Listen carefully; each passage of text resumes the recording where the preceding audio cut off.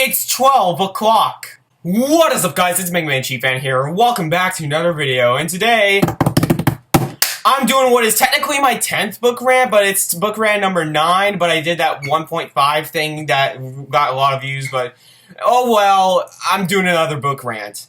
Yay! But, I shouldn't be that enthusiastic because the first book I'm going to talk about is horrible. It's probably the one you saw in the thumbnail. But, then I also have loads of other books that I have 4 books I'm gonna review, and, I have loads of books on my TBR. So, expect a longer video, but because I haven't uploaded in a couple days, you guys deserve it. So, anyway, I'm not gonna babble on any longer. Prolonged drum roll.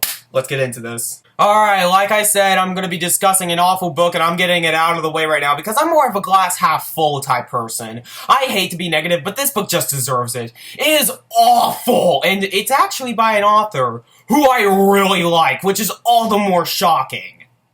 It's Hard-Boiled Wonderland and the End of the World by Haruki Murakami. Murakami, why? Why? This book is the poorest excuse for magical realism I have read possibly ever. It is borderline fantasy, but it treats itself like magical realism. And it's too confusing for its own good, so what's the point of reading it? Well, there isn't any point of reading this because this is god-awful. This is the best way to describe this book is that it's a fantasy, dystopian, magical realism sci-fi book. And already from that title, you can tell it's an absolute disaster. So, should I get into this? No, but I'm gonna just sum up my thoughts real quick. There is a story here, but it's absolutely confusing. The characters are there, but we don't even know their names, so what's the point of remembering them? And also, the writing is so bad that I cannot even believe it. Why did Murakami do this? I know this was earlier in his career, but still, he would go on and write the Wind-Up Bird Chronicle, which is one of the greatest books I've ever read. So, why? Just why? This book is awful. Don't read Hard-Boiled Wonderland and the End of the World. Even if you're a hardcore Murakami fan, I absolutely despised this book. I could go on and on about this, but we have actually good books to get to, so goodbye. Alright, the next book I'm going to be reading that I read is really confusing, but in a good way. But I actually got the story, unlike that poor excuse of a novel, and that is Midnight's Children by Salman Rushdie. At first I thought this was going to be the best book out of the pile, but then today I read a book which is but beforehand, let's talk about Midnight's Children. This is about a man named Salim as we search and pretty much his life. But he was born at the exact hour when India got its independence, and we kind of follow his. In the beginning of the book is actually set into generations before him, and then around like page 100 we have his birth, and then the story continues with him growing up. And this is another key master in magical realism, which is a genre I've been massively into lately, especially for like Japanese literature and stuff like this. And Salim has like telepathic powers, where he can connect with the other 1,001 children, I think. Yeah, the other 1,000 children who are quote-unquote Midnight's Children, who were born at the exact same hour. And it is really interesting, it's really complex, it's so well written that how can I not love this book? It's just like, this is so good, and oh my goodness. Do you see that? Do you see that cover? That cover's so beautiful, and I just realized those are children in like a pot with snakes. Do you see that? Do you see that? If you can't see that, look it up. But it's so good. This is like the complete opposite of what Hard-Boiled Wonderland is. This is magical realism done excellently. The story really grips you in from page 1. Salman Rushdie's writing, oh, It's so good, guys. It is so good. And Salim as a character, the other characters didn't interest me as much as Salim, probably because, which is probably important because Salim is the main focus of the book. But I would have appreciate if, like, the other characters were just a little bit more memorable. But I'm fine because Salim was a great protagonist, and I really liked his mother as well. I will say that the mother of Salim is really interesting as well. But overall, Midnight's Children is a modern masterpiece. I don't care if I didn't give this a 5 out of 5 or so. I still really enjoyed this book, and I can highly recommend it. I gave it a 4.5 out of 5 stars. The next book is a book that I finished recently, and I've been on a roll with books lately. Like, there was a time, like, just like 2 or 3 weeks ago, where I was in a novel slump, and my only good times in reading were plays and nonfiction, which is kind of a darker area for me. Not really plays, but nonfiction. But then I read, like, Crime and Punishment and Midnight's Children, and also and I'm in that streak right now. The only bad book I read was Hardboiled Wonderland, but then I read Chimamanda Ngozi Adichie's Americana. You guys probably know that I read this book, read the first chapter of this book in my last video. I think it was my last video. That's how long it's been since my last video. Ooh. Americana is very good. Not as good as Midnight's Children in the next book I'm going to be talking about, but Americana centers around a girl named Ifemelu, I think is how you pronounce it, and a young man named Abinze, I think is how you pronounce him as well.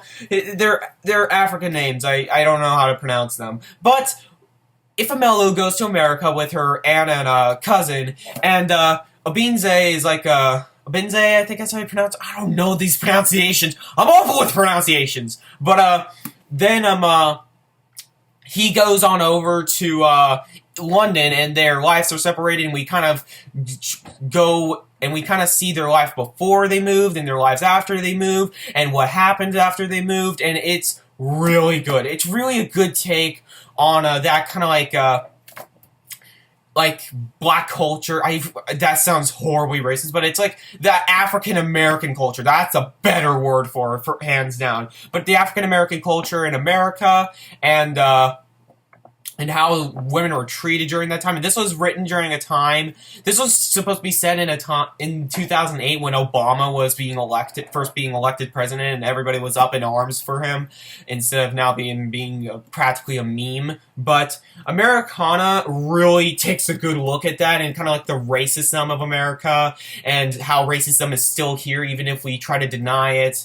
And overall, Americana was great. I love the story. I love the characters. DJ's writing I really hooked onto. But if I were to say something, there was like this 10 like the chapters are really short, and there's a couple chapters like in a row near the beginning which really didn't interest me. Abinze's character really didn't interest me until like a little bit in, and this book just took a little while to start, but I still think it is justified for its length. It is a 600-page book, and I think it's worth 600 pages. And that's rare for a book. So that alone gets the 4 out of 5 from me. But the story becomes absolutely amazing, and the characters really get fleshed out as the story goes along. You really care for Ifemelu and Abinze. I keep pronouncing him weirdly throughout the video. I pronounce his name at least 3 different ways throughout this video of Americana. It's pretty good.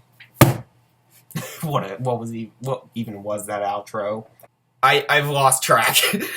Because this book made me speechless by how good it was. I went into this book thinking it was going to be nothing. I thought it was just going to be, it's going to be like a 3-star rating. 5 out of 5. Hands down, one of the best books I've read so far this year. And this may shock some people because I realized that a lot of the 5-star ratings that I give are like massive hits in literature, like Bleak House, East of Eden, To Kill a Mockingbird, Atlas Shrugged. But then came along this, which is more of a cult classic, If on a Winter's Night a Traveler by Italo Calvino. Oh my goodness, this is so awesome! This is so amazing, but how it is amazing is pretty hard to describe, because there is no flat premise to this book.